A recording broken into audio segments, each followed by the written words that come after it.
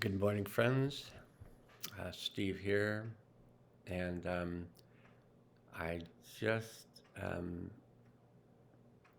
I just completed making a tarot card reading and healing field, and now I'm going to make the Mayan card reading and healing field.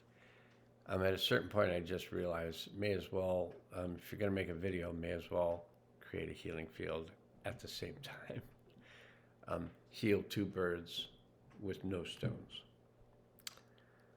Okay. So, to participate in the healing field, you might want to do these things. The first one is to state out loud, I connect with my deep self. And you can do it in your mind as well, but it's useful, the words.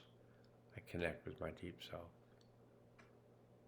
I connect with my higher self. I connect with my highest self. I ground myself into the healing center of the earth. Open myself to the healing power of the One. And I let go of anything not useful to me now.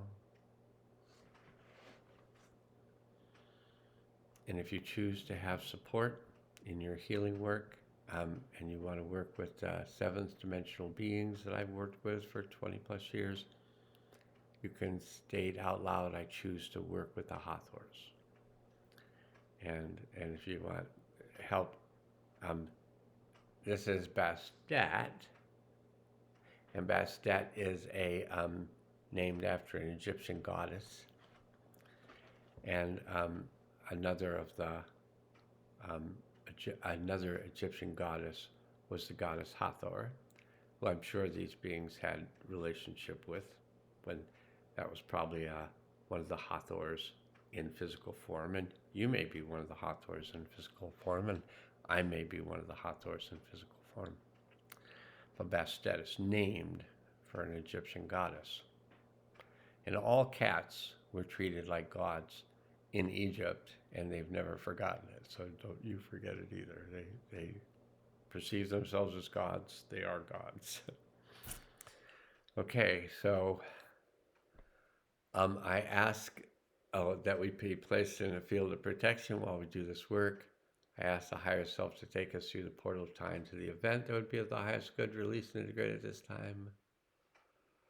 And I invite all souls to return to the event, to release and integrate the energy of the event for themselves. And I ask that all souls be placed in a field of protection while they do the work. And upon arrival at the event, I ask the higher self to assist us to release and integrate all energies of the event, gently and easily, fully and completely, on all levels and through all space and time. Okay, and if you just wanted to connect with the healing event, it's all set up. You can hit the pause button and just come back later to do the closing words. And meanwhile, I'm going to move into doing the Mayan calendar reading for today. So today is Wednesday, April 16th. And and Wednesdays are related to the solar plexus. So each of the 7 days of the week is related to one of the 7 chakras. Today is the solar plexus because it's Wednesday, and tomorrow will be the heart chakra because it's the last day of the week according to the Mayan calendar, which is Thursday. Then the next day will be the first day of the week, which is Friday, and it will be related to the crown chakra. So it always starts off with the crown. And then it goes from the crown to the root, to the third eye, to the second chakra, to the throat chakra, to the solar plexus, to the heart. That's kind of in their language of the chakras. And different systems have different, namings for the chakras. Some of them go with the pineal, the pituitary, the thyroid, the thymus, pancreas, adrenals, and gonads. So some use those 7 endocrine glands to refer to the chakra energy centers. I've studied some of this stuff. Okay, so today is a blue planetary night, which is guided by magic.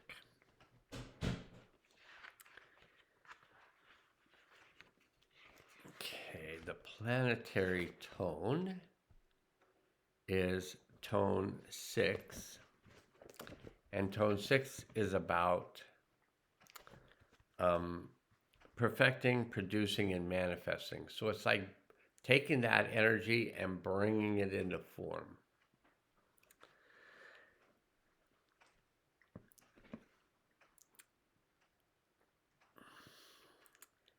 So it says, after mobilizing and pulsing our attention in tone 9, which was yesterday, this energy becomes actualized in tone 10.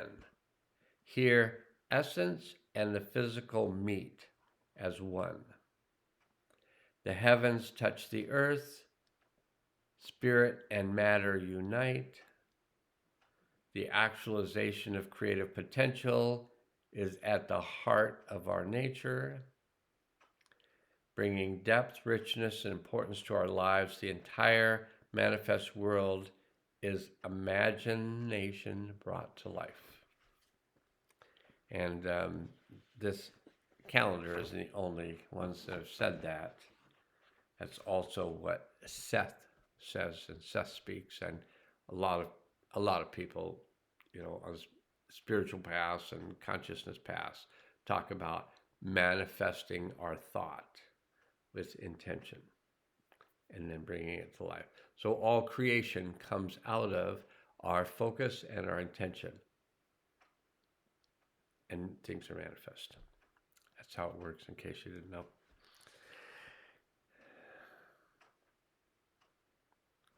Okay, so it's a blue night. So the blue night is one of 20 kins, and the blue night is also associated with the solar plexus. So solar plexus is as related to willpower, like our will to create, achieve. And so we've got that coming, and it's both a Wednesday, which is solar plexus, and the blue night, which is solar plexus. And the blue is about the West. It's about transformation. And the blue night is about dreams, abundance, and intuition. So what occurs around you and within you reflects your own mind and shows you the dream you are weaving. And that's from the Oahu lineage. So blue night represents enclosing darkness, the place of mystery, the sanctuary of inner self. The code dream offers the perspective that the living universe is fluid and malleable. Unlimited creative intelligence, which shape shifts in response to our inner perceptions.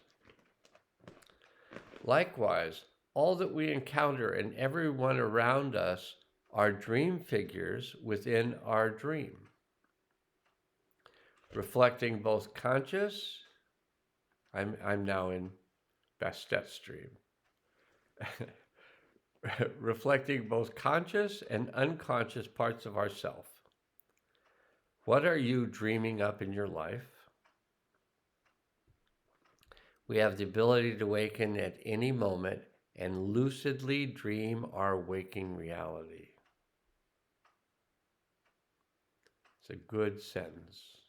We have the ability at any moment to lucidly dream our waking reality as we let go of rationale, how things are. It's got to be this way. We can't do that. All that stuff, all that rationale. And we find trust in our intuition. we access abundant inner resources to uniquely guide our journey through infinite dreamscapes. So, Blue Night is directly associated with redeeming materialism by honoring the ever present abundance of the universe's gifts.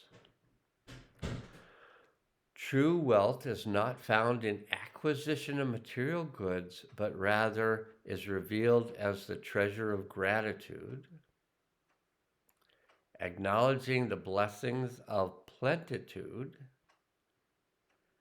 that already exists. This heartfelt energy magically attracts that which fulfills our desires and dreams. This heartfelt energy magically attracts that which fulfills our desires and dreams. And one of the leaders of the Mayan people, the Oahu people, was the Venerable Diani Oahu. And he said, acknowledge the abundance in our life. It creates waves of grace on which to move in the world. Generosity means giving, and it begins in the heart by affirming confidence in the abundance of the universe. Abundance flows in a circle, so when you fear and think scarcity thoughts, then the flow of abundance in our lives becomes constricted. Generous actions from a generous heart bring peace and abundance for you and all in the circle. Recognize that you always have something to give and then share it with others. And that is the reading for today. Let's just do a little bit of work with healing. We are back at an event. The higher self took us through the portal of time to the event. We've been working with the energies of the event while I've been doing the reading, but let's work with the energies specifically right now that you're noticing in you. So, Blue Night encourages dreams, abundance, and intuition. Intuition is oftentimes referred to as a gut sense. This is a gut sense, and this is a day of double solar power. So it's the solar power, solar plexus power of Wednesday, which is the solar plexus day. And it is the solar plexus power of Blue Night. So it's the power of day and night. And intuition is referred to as a gut sense. So here's this power rising up in our solar plexus, our intuition, and then our heart is the connecting link of the higher realms and the physical realms. They connect to the heart. And we've been invited through this reading to be more aware and connected in our heart and to feel the power of our solar plexus. And in that power, if it's right for you in this moment, we can just notice the contraction of the energy of the event that we've gone back to release and integrate. That's doing our thing over here. See if I can stay focused. So when we feel this power of the solar plexus and this possible contraction of the chest related to the heart, we can let the power of the solar plexus move up into the heart and open the heart, and release that contraction.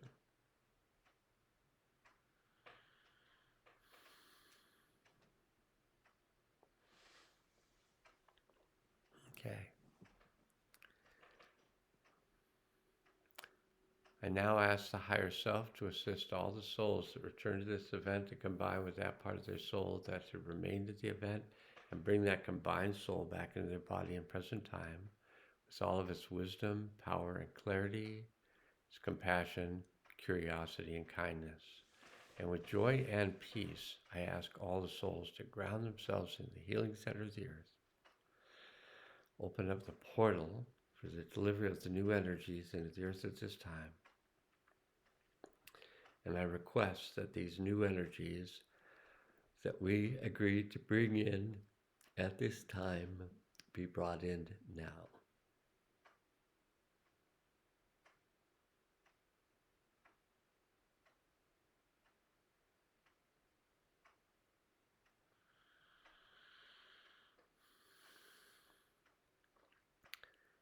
And I ask that they be activated